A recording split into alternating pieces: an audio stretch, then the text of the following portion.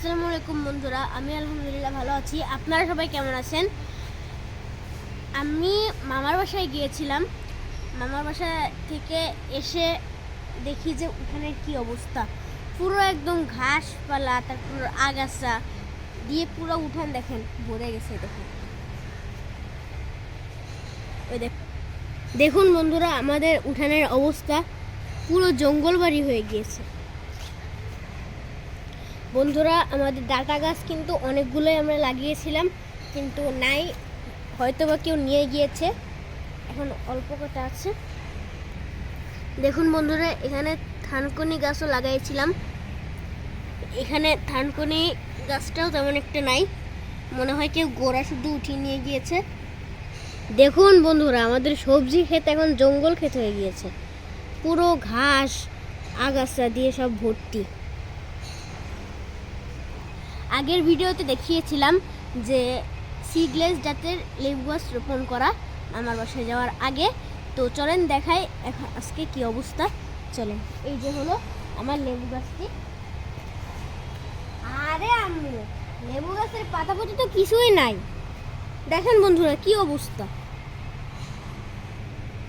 দেখুন বন্ধুরা, আমার লেবু গাছের কি অবস্থা, কোনো পাতা পোতা কিছু নাই। আম্মু এই দেখো, এই পোকাগুলো মনে হয় গাছ খেয়ে ফেলছে। আরে আল্লাহ, তাই তো, এই পোকাই সব পাতা খেয়ে ফেলছে। দেখো তো আর কোথাও আছে কিনা এই পোকা। এই যে এখানে একটা আম্মু। আরে আল্লাহ, দেখছেন বন্ধুরা কি অবস্থা। আরে আম্মু দেখো, এই পোকার কি অবস্থা। এই পোকাটাই মনে হয় সব পাতা খেয়ে ফেলছে। বন্ধুরা দেখেন, 15-20 দিনের ব্যবধানে কি হয়ে গেছে আমার সিডলেস জাতের লেবু গাছটি।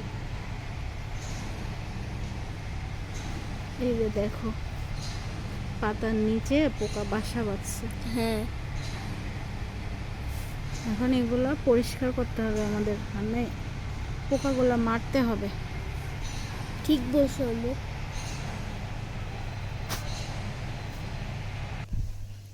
বন্ধুরা, এইরকম পোকা যদি আপনাদের গাছে যদি দেখেন, তাহলে কিন্তু সঙ্গে সঙ্গে পোকাগুলো মেরে ফেলবেন, নয়তো আমার গাছের মতনই অবস্থা হয়ে যাবেন।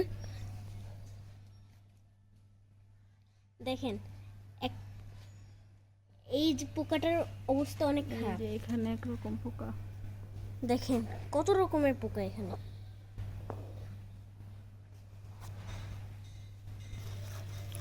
বন্ধুরা এই দেখেন, এই যে বাটির ভিতরে এই যে ব্যাঙ মরে পড়ে আছে।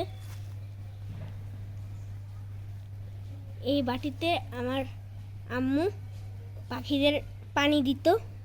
বৃষ্টিতে এই বাটিটা ভরে ব্যাগটা মরে আছে। বন্ধুরা দেখেন, ডাটাগুলা তেমন একটা আর নাই, হয়তো বা কেউ নিয়ে গিয়েছে। ওই যে ওই সাইডটাতে অনেকগুলো ছিল, কেউ হয়তো নিয়ে গিয়েছে। আর আমরা এই যে এই সাইডে অনেকগুলো। বন্ধুরা, আজকের মতন ভিডিওটি এখানেই শেষ। এখন আমি আমার লেবু গাছটির যত্ন করব। তো আবার দেখা হচ্ছে পরের একটি ভিডিওতে। আর আমার ভিডিওগুলো যদি আপনাদের ভালো লেগে থাকে, তাহলে একটি লাইক, কমেন্ট, শেয়ার করে দিবেন।